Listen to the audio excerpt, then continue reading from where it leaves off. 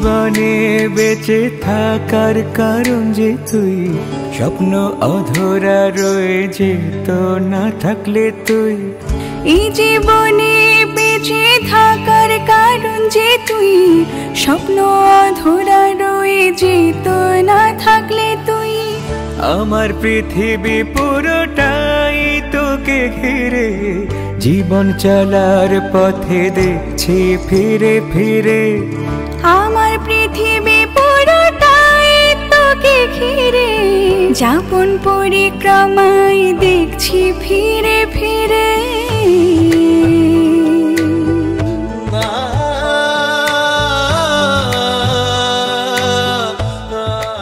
আমি শুনছি তো কবিগুরু রবীন্দ্রনাথ ঠাকুর সেও ছদ্মনামে অনেক লেখালেখি করছে। ও তাই? হ্যাঁ, কবিগুরু বললে আমরা পারবো না কেন? আমরা কিন্তু ছদ্মনামে চলবো। তুমি আইলি আমি বসবো। কিন্তু আমার মনে হয় কি ও একটু করুক না, প্র্যাকটিস করলে ভালো হবে। করো।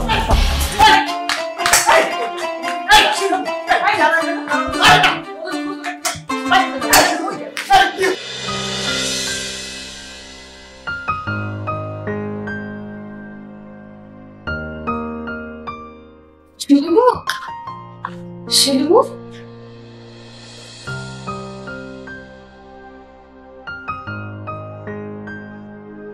শিলিবু, তুমি নাকি আমার ডাকছো? আশা মেসেঞ্জারে টেক্সট দিয়ে বললো। হ্যাঁ রে, ডাকছি।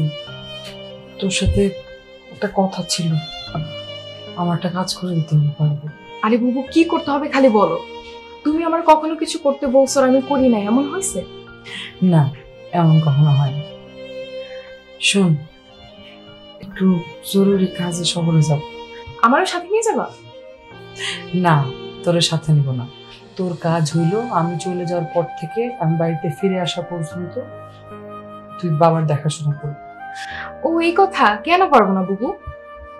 কিন্তু বাড়িতে তো জমিলা ফুফু, আশা সবাই আছে, তাহলে আমি কেন? জমিলার উপরে আমি ঠিক খুব বেশি একটা ভরসা করতে পারি না। আশাও ফুপুর জন্য ঠিক মতো বাবার খেয়াল রাখতে পারে না। ফুপু সারাক্ষণ না আশারে কোনো না কোনো কাজ দিয়ে ব্যস্ত রাখে। ওনার উদ্দেশ্য আমার কাছে ঠিকঠাক লাগে না। ও বুঝতে পারছি। বু, একটা প্রশ্ন করি তোমারে। কি বল? সিয়াম ভাইয়ের সাথে কি তোমার আসলে রিলেশন ছিল?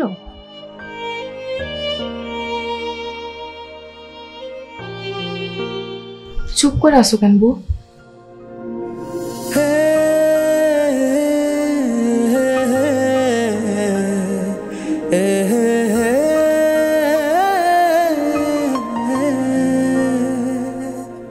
এইসব নিয়ে কথা বলতে ভালো লাগতেছে না। কপালে যা আছে তাই হয়েছে। আমাদের নিয়তি তো আর আমার হাতে না। আমার হাতে থাকলে তুই নিয়তি পাল্টা দিত না। সেটা ঠিক আছে, তারপরেও এটার পিছনে আসল কাহিনী কি এটা আমি খুঁজে বের করার চেষ্টা করব।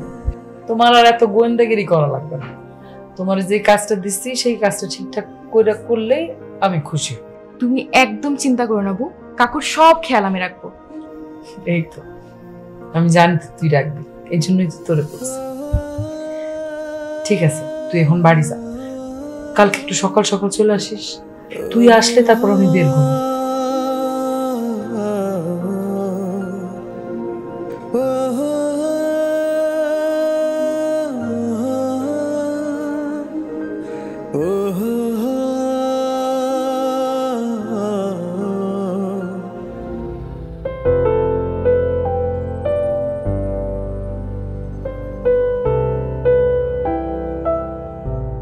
শোনো, আমার না একটু বের হতে হবে, জরুরি কাজে কলেজে যেতে হবে।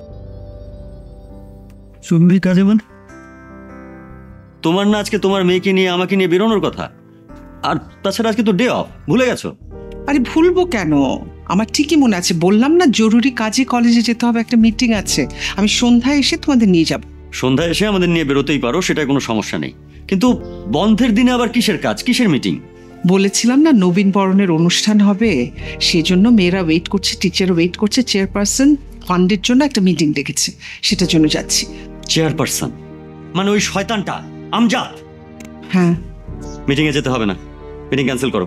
আমি বুঝলাম না, কলেজ তো আমার ব্যক্তিগত সম্পত্তি না যে ইচ্ছা হলে গেলাম না হলে গেলাম না।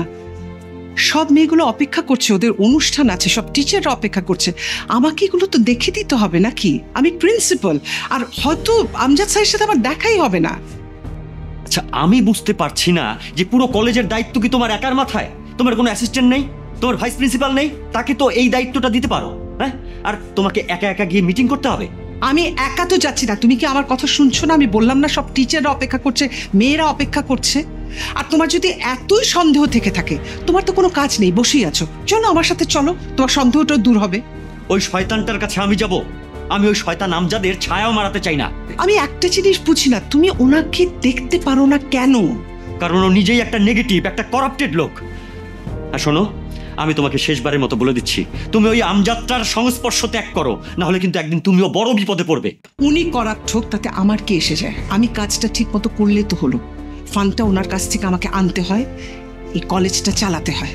তোমাকে বোঝানোর ক্ষমতা আমার নেই, তবে একদিন ঠিকই বুঝবে, আর আমি সেই দিনটার অপেক্ষায় রইলাম। তুমি অপেক্ষা করতে থাকো, আমার দেরি হয়ে যাচ্ছে। আমি যাই, আমি রাতে এসে তোমাকে আর কানিজকে নিয়ে বাইরে যাব।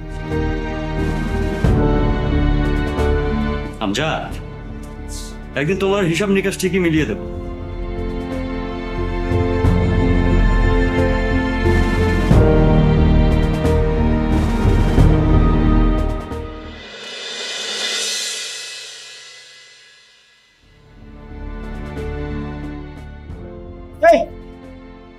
ওটা বুঝছিস?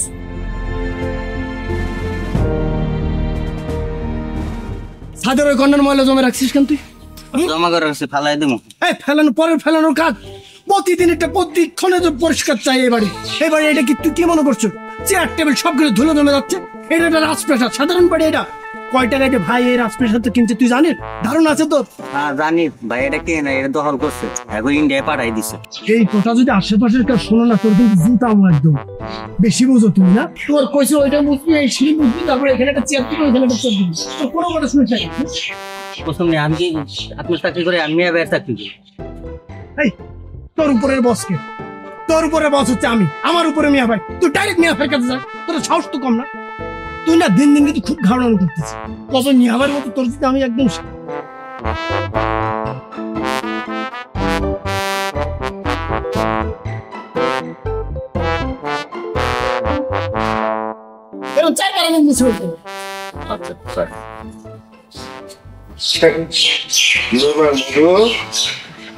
দেখাচ্ছ কেন? ভিতর দিয়ে কাজ করবে।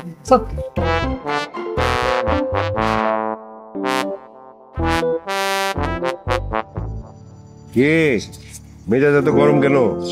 না, আমার আবার মেজাজ আছে না, মেজাজ তো দেখতেছি অনেক সরা লাগছে নাকি ভাই? আপনার মনটা যেমন শক্ত তেমনি ওর হাতও শক্ত।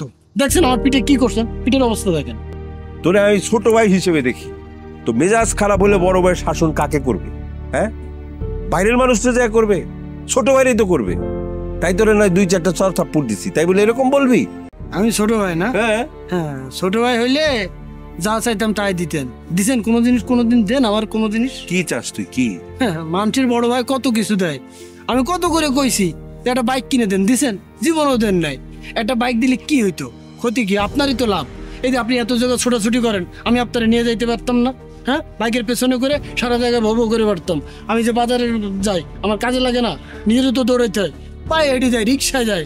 মানুষ আমার কোনো দামই দেয় না, মানুষই মনে করে না কেউ। মোটর সাইকেল চালাই গেলে মানুষ একটা আলাদাভাবে সম্মান দেয়, রাস্তা থেকে সাইড করে দাঁড়ায়, একটা ভাব আছে তো। মোটর সাইকেল চালাই গেলে তোমাকে আলাদা সম্মান দিবে, এমনি সম্মান করে না, তাই না?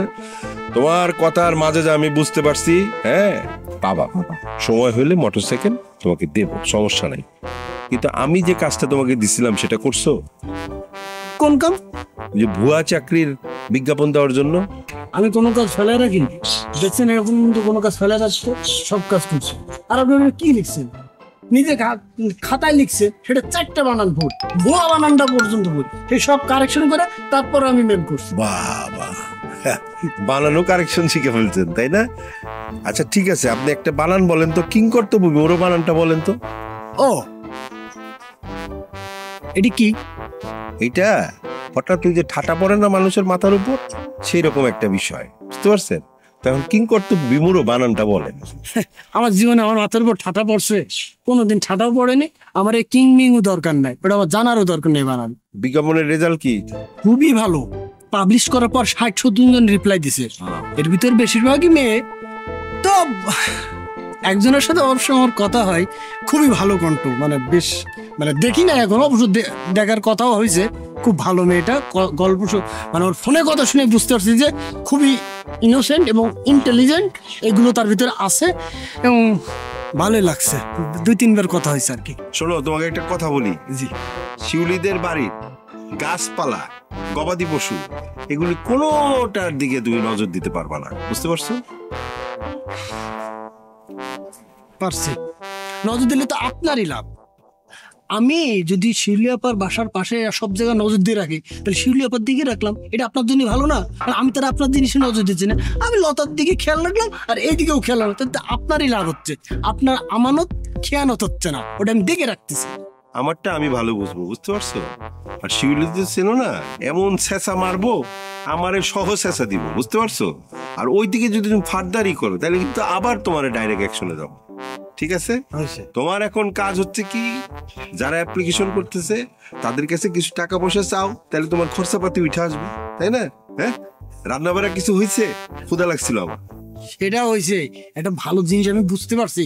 এটা পাবলিশ করার পর বেকার পোলাপান চাকরির জন্য হন্য হয়ে ঘুরতেছে, ফোন দিলে পরে মনে করেন যে সুর করে চলে আসবো এবং টাকা দিবে, এটা নিয়ে কোনো টেনশন নাই, ওটা আমি ব্যবস্থা করে ফেলবো। আচ্ছা, এখন রান্না বাড়া কিছু হয়েছে? হ্যাঁ, কাদের তো কইছি আপনার রুমে খাবার দিতে। তুমি খাবা না? না, আমি বাজারে যাবো, আমার কাজ আছে। আচ্ছা, তাড়াতাড়ি আসো। আচ্ছা।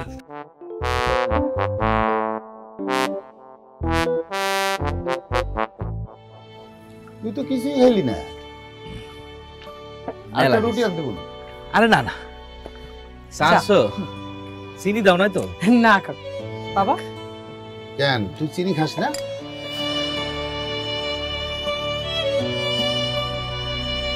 আর বললেন না বড়দা, দুশ্চিন্তায় ডায়াবেটিক বর্ডার লাইন।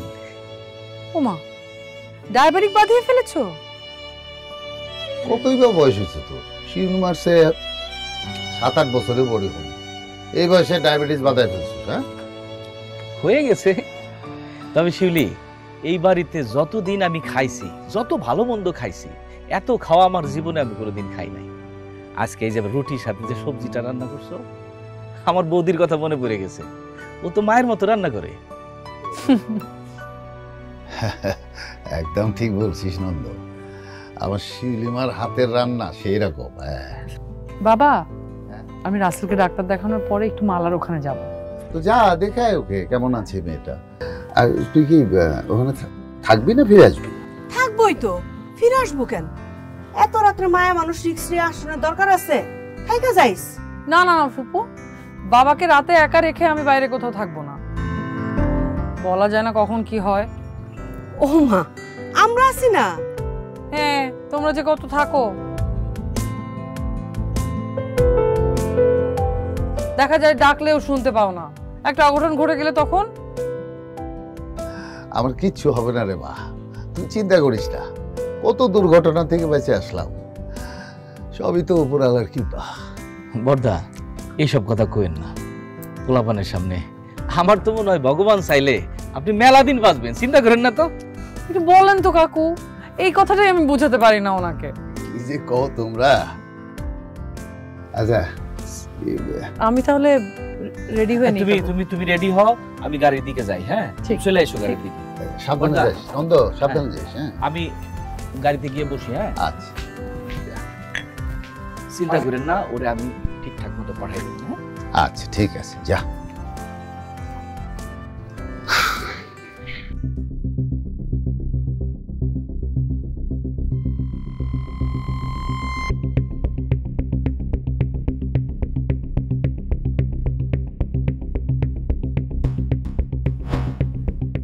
দোস্ত, কিরে আর বলিস না, মাকে টেবিল ছেড়ে উঠতে দেয়, খুব কষ্ট করে উঠে আসলাম। তোর ফোন কই? ফোনটা দে তো। সেটাও কাল রাতে নিয়ে রেখে দিছে। বলিস কি? কিন্তু তোকে তো কালকে ফেসবুকে দেখলাম। যাই হোক, বলতো সিয়াম ভাইয়ের কি অবস্থা? ভালো না, কাল রাতে ড্রিঙ্ক করেছে, ধরাও খেয়েছে, আর আম্মা জিজ্ঞেস করাতে রেগে আগুন। এটা কি খুব বড় একটা ব্যাপার নাকি? এটা কিছুই না, ছেলেরা এরকম ব্যাচেলার পার্টিতে করেই থাকে। আরে পার্টি না, কালকে বোতল নিয়ে আসছে। একটা হিসাব কিছুতেই মিলাতে পারছি না রে নিশি। সিয়াম ভাই যদি নিজের ইচ্ছাতেই বিয়েতে মদ দেয়, তাহলে এরকম মদ খাবে কেন? এত বিরহ কিসের? আমি কি জানি।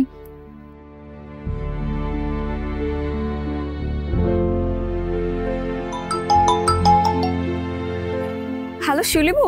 হ্যাঁ, তুমি কি রওনা দিয়ে দিয়েছো? কিন্তু বের হওয়ার সময় তো তোকে দেখলাম না, তুই কই গেছিস? আমি একটু গোয়েন্দাগিরি করতে আসছি। কিছু বলবা? ফোন দিলা যে? হ্যাঁ মানে কামরুল ভাইকে দেখলাম আমাদের বাড়ির দিকে যাচ্ছে, তুই একটু খেয়াল রাখিস তো। আচ্ছা আচ্ছা আচ্ছা, আমি রাখছি। আচ্ছা ঠিক আছে, আমি এখনই যাচ্ছি।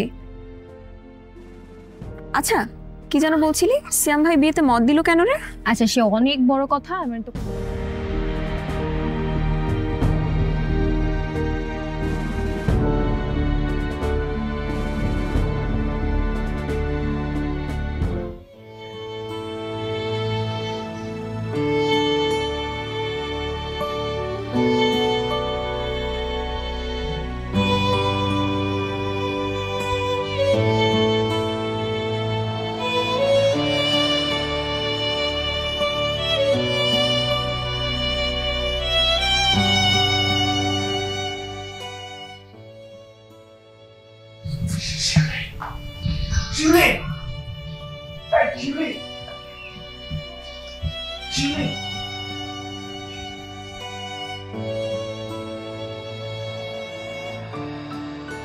সিয়াম ভাই,